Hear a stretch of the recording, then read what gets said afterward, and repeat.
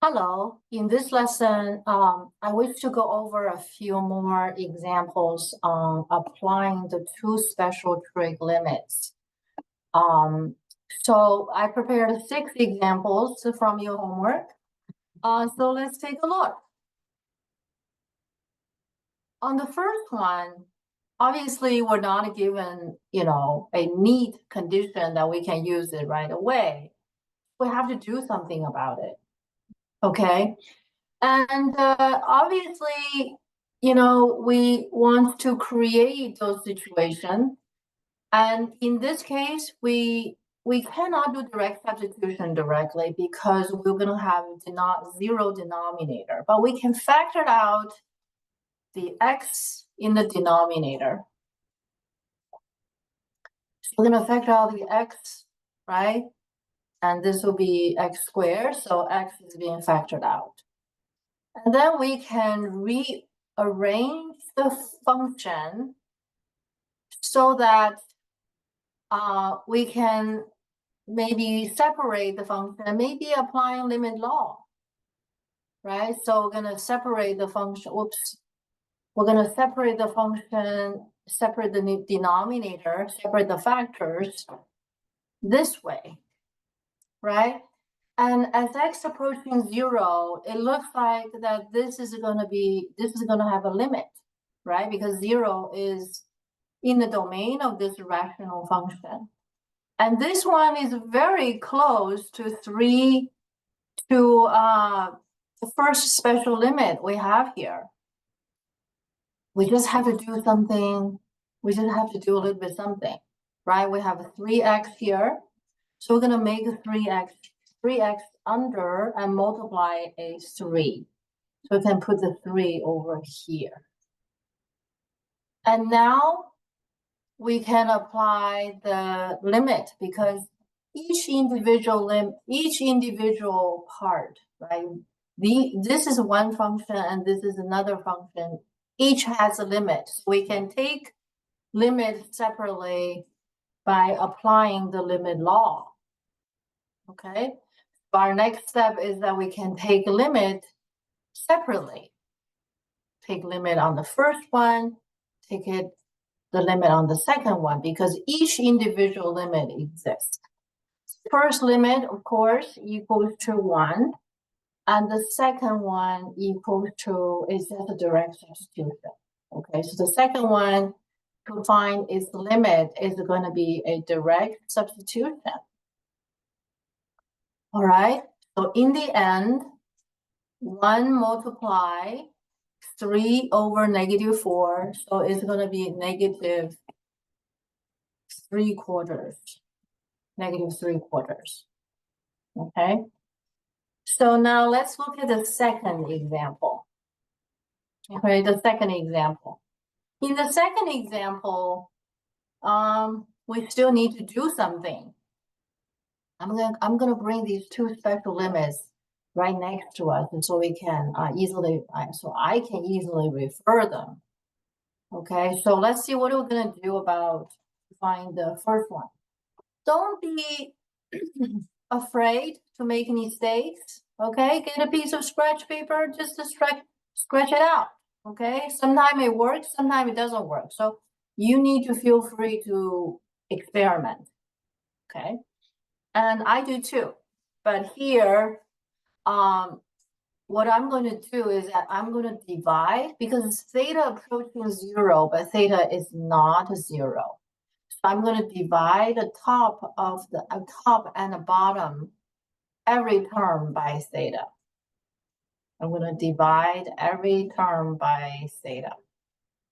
Okay, and then you can see on the top we can apply the first special limit, and in the bottom this is just 1. Tangent theta can be written as sine theta over cosine theta. So what I'm going to do is that I'm going to write tangent theta on the side like that. And tangent theta will be replaced by sine theta over cosine theta. And I can bring the sine theta, I just move the sine theta over to that side, right? Same thing. So now we have this piece has a limit, and that piece has a limit, and this piece has a limit, which is not equal to 0. And denominator is not going to be 0 if we take all these limits, right? So by this time, we can safely apply limit law. Okay, so we're going to take each individual limit by applying the limit to each individual limit. The limit of 1 is 1, right? If you like to write it there, it's okay, right? But this is the nice part about applying the limit law. And continue. And that part equals to 1. And that limit of 1 is 1. And that piece is 1. And this piece is also 1 by direct substitution, because all we have to do to get a limit, to get that limit, to substitute theta by 0. Cosine 0 is 1.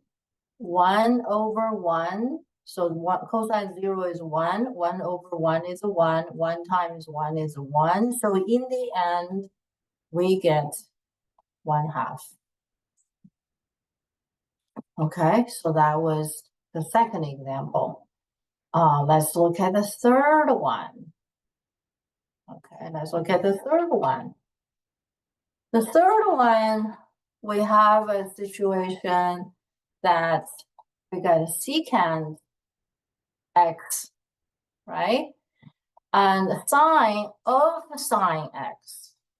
Okay, so what are we gonna do about it? Okay.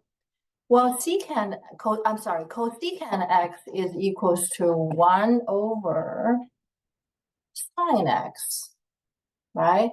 So if I put it this way, which we can, right? So we have a situation as x approaching 0, and sine of sine x and sine x. Well, this actually you can see it because when x is approaching 0, right? Once I'm gonna put a little note here. Okay. When x is approaching 0, sine x is also approaching 0.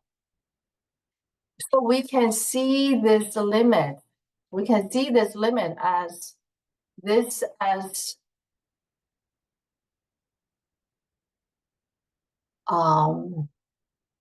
going to use a symbol as omega, and this thing as omega. Okay, I'm just using a notation. Okay, and omega is sine x, right? So when x is approaching 0, omega is approaching 0. So you really can see this as the limit like that, which is just similar form as such. All right. Therefore, the limit is equals to what? The limit equals 1. I hope you see that. Okay. So that's what this limit is about. So at the first sight, it's a little bit, you know, bewildering, but as you take a closer look, that's essentially what it is. Okay, so example number 3. Let's look at example number 4. Oops. Okay, scroll down a little bit. And we still have our special trig limit. What are we going to do about this limit? Obviously, we cannot direct substitute, even though the function, you know, they're continuous, but unfortunately, the denominator can be 0 if we substitute by 0, right? So we can't do it. So we have to do something. So what are we going to do? Right? What are we going to do? One of the things we can do is that we can multiply the conjugate of cosine theta minus 1. You might see a glimpse of the proof of the two special limit. Okay, you can watch that last time. But I multiply the conjugate of the numerator. And then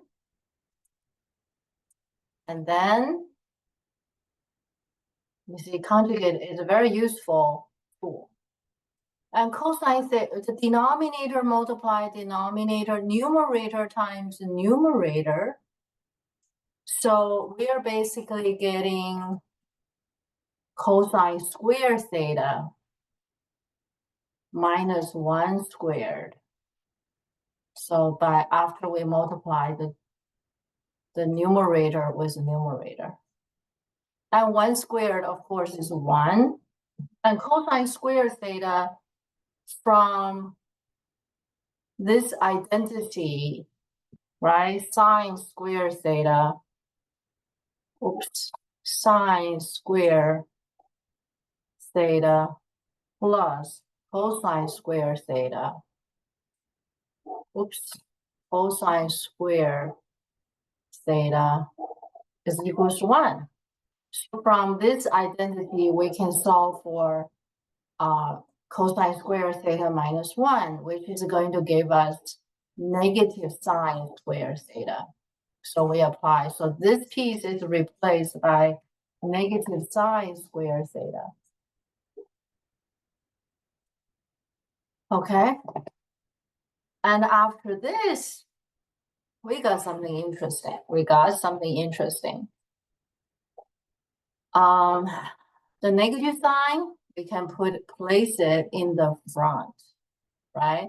And sine theta, sine squared theta, we can write it as sine theta multiply sine theta. And we can split this, we can put the half, put the 2, 1 over 2. We can put it that way, so to remove, put it 2 that way. And sine theta, there's sine theta, then this is, actually we can do this way, okay? Because we still keep the sine squared theta, how about that? Okay, there are multiple ways to see it, so I changed my mind. So this piece can be seen as sine theta over theta and then squared. Okay.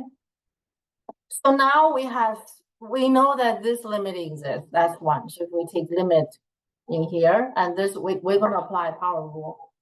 Okay, power rule, power rule of limit law. And we're going to apply limit law all together because every small piece has a limit. So we're going to take this limit and bring it inside, right? According to limit law. And that piece, we can take a limit that way. All right? Because each individual piece has a limit. And now we can just finish this up. Okay, so negative 1/2 stay here. And that limit is 1, and 1 squared is 1.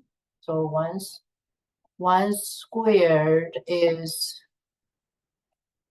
1. And the next one, the next part, we have 1, the denominator, the direct substitution. So we got a cosine 0 plus 1, right? Cosine 0 is a 1. So this piece is going to be half. So in the end, we got negative a quarter. We got negative a quarter. Okay, I hope I didn't make any stupid mistakes. Okay, got it. Okay, so that's number 4.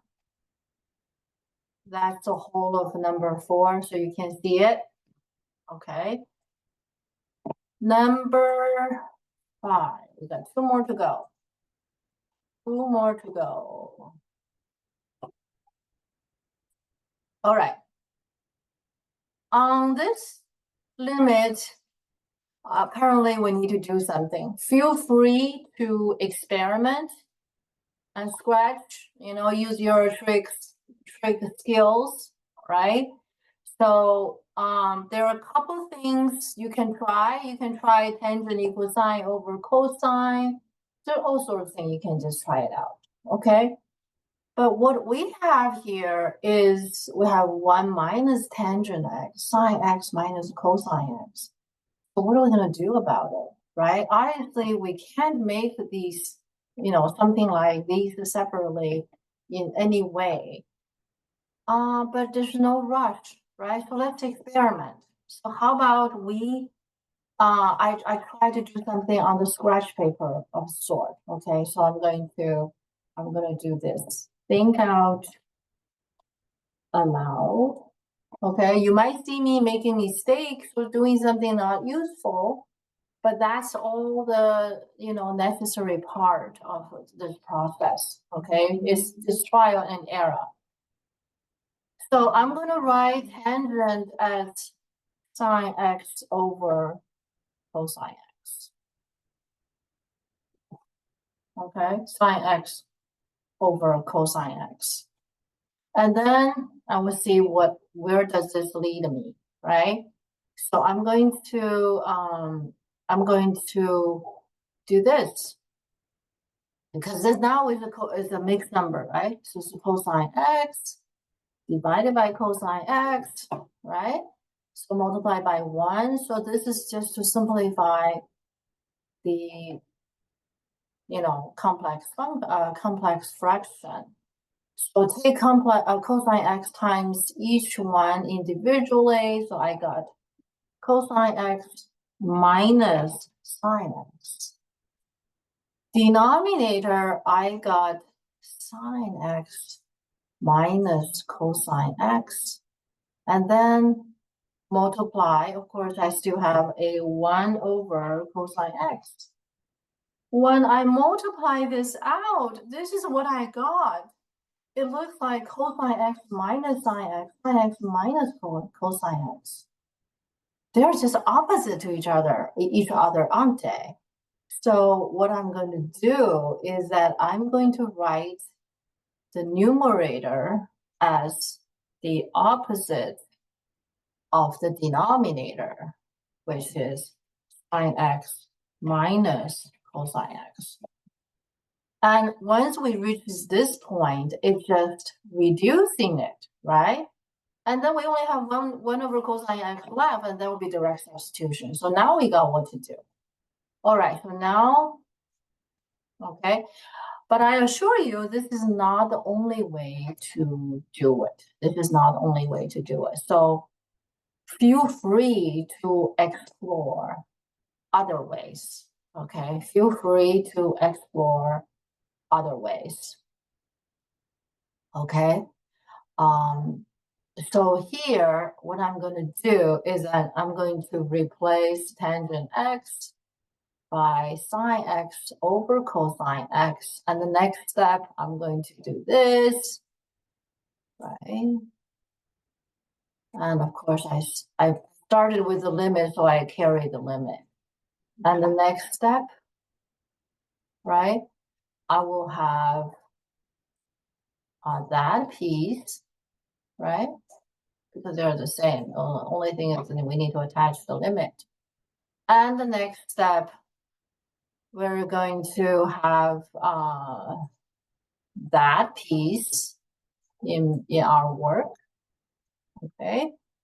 And reducing it, after reducing it, these two are reduced. So this is just going to be negative, right? It's just going to be negative. Oops. And now the question has become a direct substitution.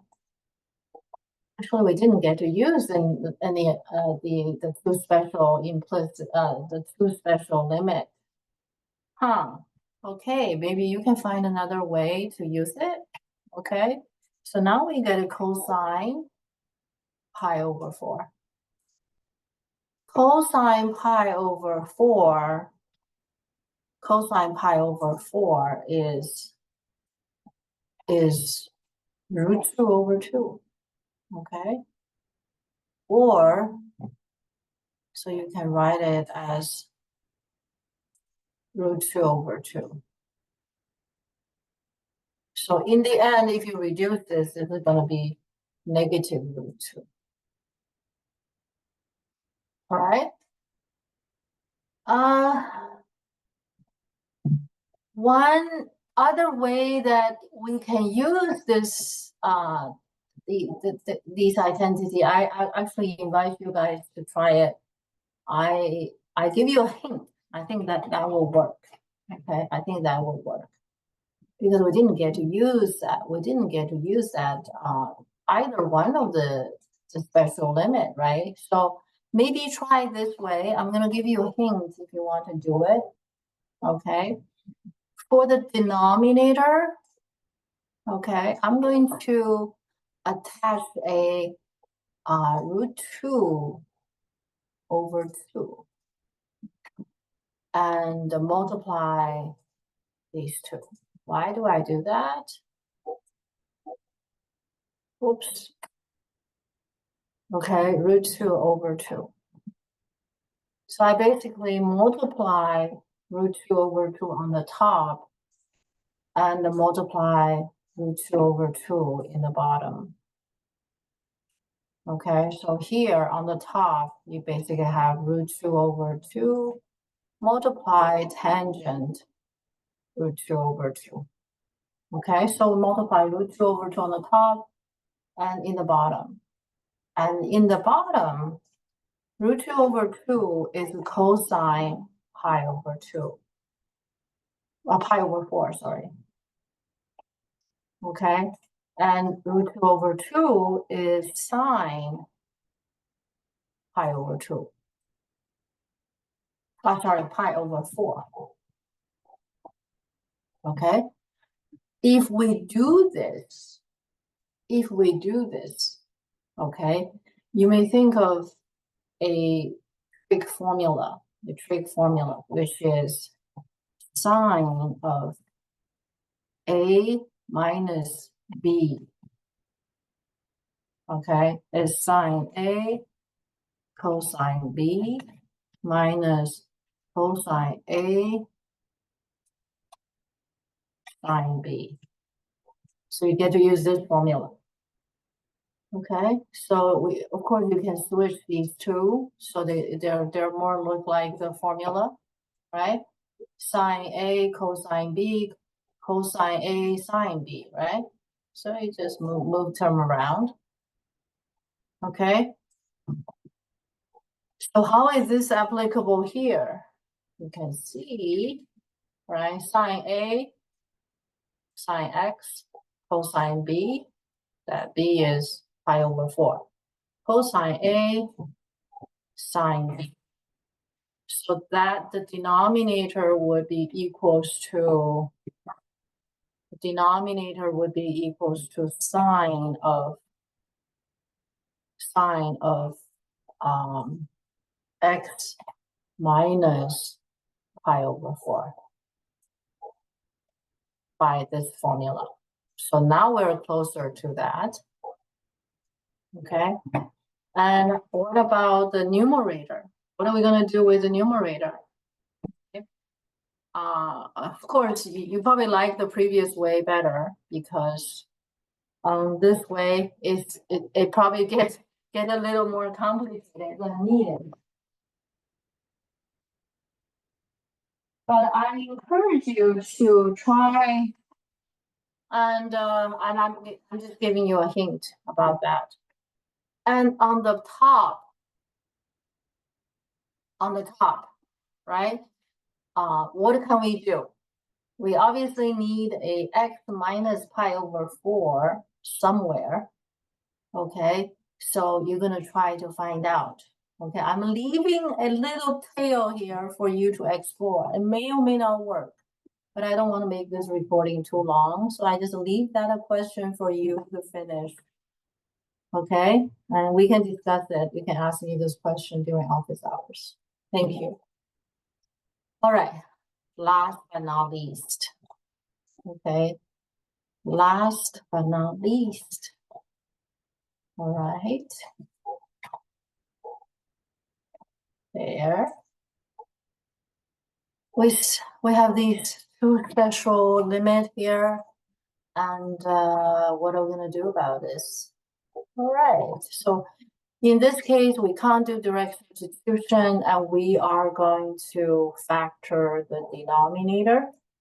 And we're going to get x minus 1 times x plus 2. Okay. And the same idea. Okay. We're going to separate. So we'll have sine of x minus 1 and x minus 1. We make that, we make that to be one factor. So this is one piece. And the other piece will be 1 over x plus 2.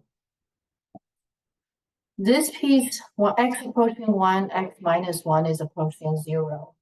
X minus 1 approaching 0. So it's fitting to use this formula. And that piece has a limit because, you know, 1 is in the domain of this rational function. The next step would be a rather straightforward of applying limit law. So we're going to apply limit law on these two individual terms. Boom. Direct substitution. First piece, the first factor equals to 1. We get the limit equal 1. The next one is direct substitution, which is 1 plus 2. So in the end, we get 1/3. And that's all for these 6 examples in the plan. And we did it all. And don't forget to try to figure out the other way, if you like. Okay, there's no pressure, but we got one way already anyway. Well, thank you for watching.